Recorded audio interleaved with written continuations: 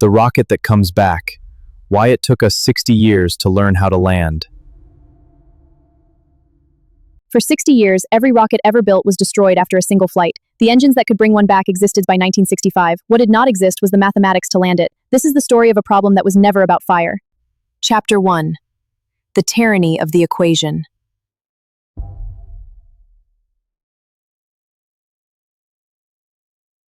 Look inside a rocket and you find almost nothing. More than 95% of the mass on the launch pad is propellant. The structure is around 3%. The payload, the reason the rocket exists at all, is about 2. In 1903, a deaf Russian schoolteacher wrote down the equation that governs all of this. It says something merciless. To go faster, you need more propellant. But propellant has mass, so you need propellant to accelerate your propellant. The relationship is not linear. It is exponential. Engineers call it the tyranny of the rocket equation. Every kilogram you add to the vehicle costs you many kilograms of fuel, and a rocket that carries its own landing gear is heavier before it ever leaves the ground. This is why rockets shed themselves as they climb. Once a tank is empty, it is dead weight. Dropping it is the single most efficient thing a rocket can do. Staging is not a design choice. It is a surrender to arithmetic. And so, for 60 years, the largest and most expensive part of every rocket was dropped into the sea. Not because engineers were careless, because the arithmetic said the fuel to bring it back was fuel you could not spare. The comparison is uncomfortable. Imagine an airline that built a new aircraft for every flight, flew it once, and scrapped it. No one would fly. That was space for 6 decades. Chapter 2. Scrapping the aircraft after the flight.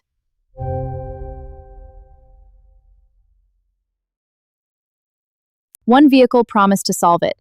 The space shuttle was called reusable, and it was, in the sense that the parts came back. But between flights, it was inspected, stripped, and rebuilt by an army of technicians. Each of its 24,000 heat shield tiles was a unique shape, glued in place, inspected by hand.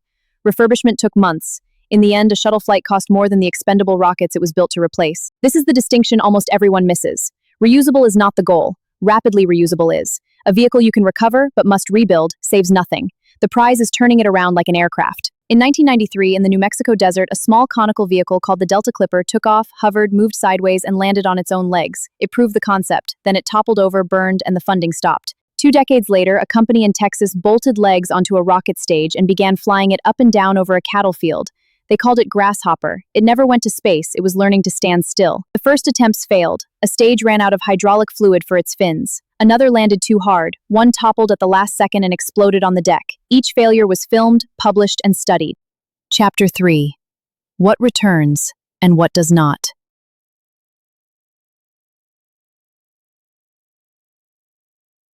Here's the fact that most reports leave out.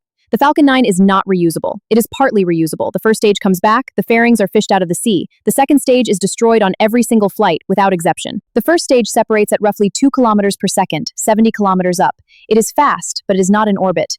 It arcs upward, and gravity brings it home. Coming back is a matter of aiming. The second stage must reach 7.8 kilometers per second, nearly 4 times faster, and kinetic energy grows with the square of speed. That stage carries per kilogram more than a dozen times the energy of the first. To come home, that energy must be turned into heat and thrown away. An orbital stage re-enters inside a sheath of plasma at thousands of degrees. It needs a full heat shield, and a heat shield is mass, the one thing the equation will not forgive. So the second stage burns up, every time. Not from carelessness, from arithmetic. Making it survivable would cost more payload than the mission could afford. The company tried, studied it, and abandoned the idea. Even bringing back the first stage has a price. Propellant must be held in reserve. Returning to the launch site costs between 30 and 40% of the payload. Landing on a ship far downrange costs less. Every landing is paid for in cargo that never flew. Chapter 4. The Sequence.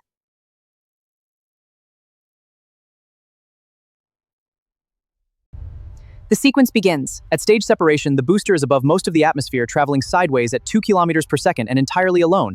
Everything that follows must happen without a pilot and without a second chance. First, it must turn around. In vacuum, there is nothing to push against, so small thrusters vent cold nitrogen gas. No combustion, no flame. The booster pirouettes silently until it faces the way it came. If the booster is returning to the launch site, 3 engines relight and fire against its motion. The stage stops moving away from land and begins moving back towards it. It is now on a ballistic path to a concrete circle it cannot see. For heavy payloads, there is not enough propellant to fly back. So the rocket lands at sea, on an autonomous barge holding station on the open Atlantic. The ships are named after starships in the novels of a Scottish science fiction writer. As the air thickens, the booster is falling backwards at over a kilometer per second. 3 engines light again, not to slow it down entirely, but to push a wall of exhaust ahead of it, parting the air and keeping the plasma away from the metal. 4 grid fins deploy near the top. They work like the rudder of an aircraft, steering the fall by tilting the airflow. They are forged from a single piece of titanium because the earlier aluminium ones caught fire. The fins do not slow the rocket, they aim it.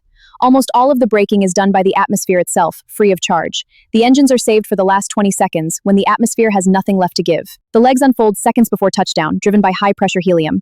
They are carbon fiber and aluminum honeycomb, strong and almost weightless. Until that moment, they are folded flat against the body, because for the whole flight they have been nothing but mass.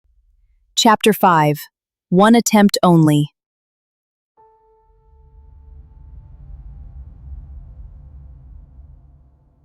Now the strangest fact in this entire story. When the booster is nearly empty, it weighs about 25 tons. A single Merlin engine, throttled all the way down to its minimum, still produces more thrust than that, which means it cannot hover, not for 1 second.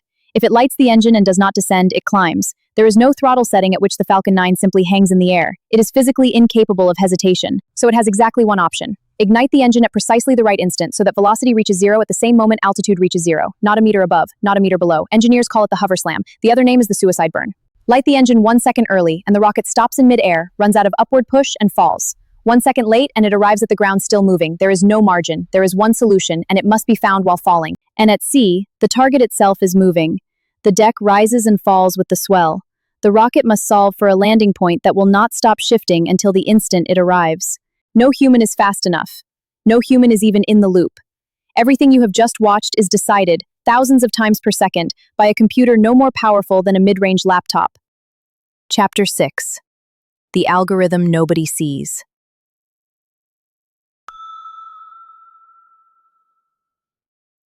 Here is the heart of it. By 1965, engines could throttle, vehicles could be controlled, the physics of landing a rocket was fully understood. What did not exist was a way to compute the answer in time. It is called powered descent guidance. Find the sequence of engine commands that lands the vehicle exactly on target, using the least propellant, without ever exceeding maximum thrust, dropping below minimum thrust, or tipping past a safe angle. The constraint that ruins everything is the minimum thrust. The engine cannot be turned down below 40% and cannot be switched off and on again at will. That single condition makes the problem non-convex, and non-convex problems have no guarantee of ever being solved. And an unbounded problem cannot fly. It is not enough for the computer to usually find an answer. It must find the answer, every time, within milliseconds, or the vehicle is lost. Certainty is not a luxury here, it is the requirement. In the 2000s, two researchers found a way around it. They rewrote the problem into a convex form, a smooth bowl with exactly one lowest point, which can always be found, and found fast. And they proved something remarkable. The transformation loses nothing. The answer to the easy-to problem. The work was done by Beshe Achikmeshe and Lars Blackmore at a NASA laboratory. It was published openly, in the scientific literature, where anyone could read it. Then Blackmore went to work at SpaceX.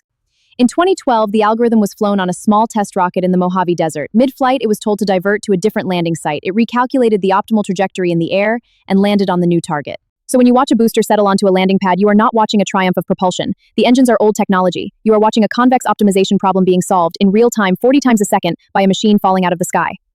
Chapter 7. The Real Economics.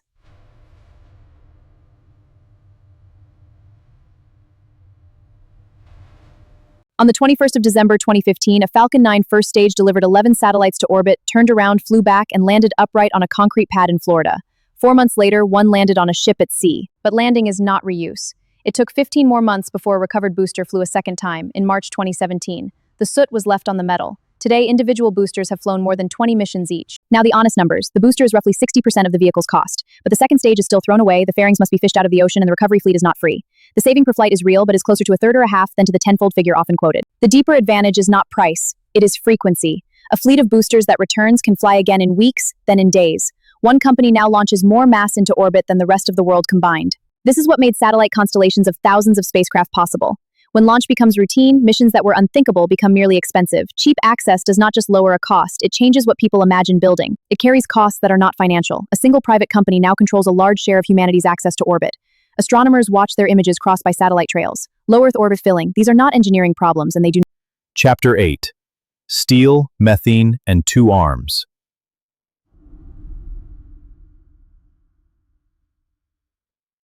The Falcon 9 avoided the hard problem. The next vehicle does not. Starship is designed so that both stages return.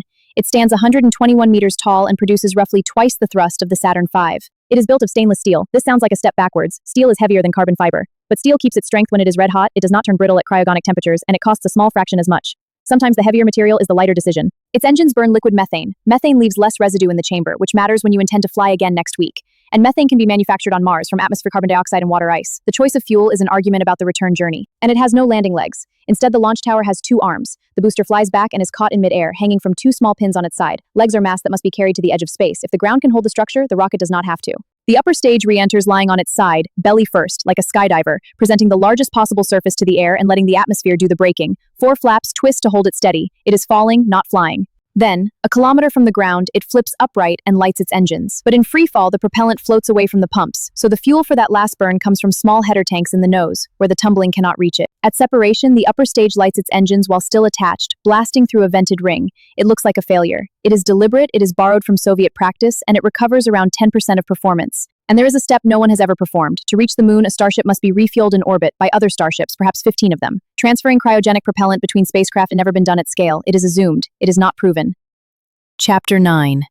The Heat Wall.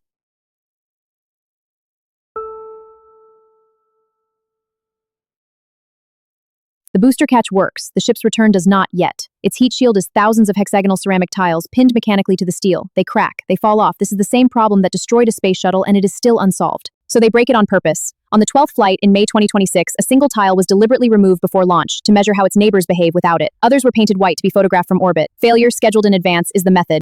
As of today, no Starship upper stage has ever been caught. Every one has ended in the ocean. The hardest half of the problem, bringing an orbital vehicle home intact, ready to fly again, remains exactly where it has been for 60 years, open. For 60 years, we assumed this was impossible, and we were wrong. Not about the fire, but about the arithmetic. The rocket that returns was never waiting for a better engine. It was waiting for someone to prove that the answer could always be found in time. Thank you for watching.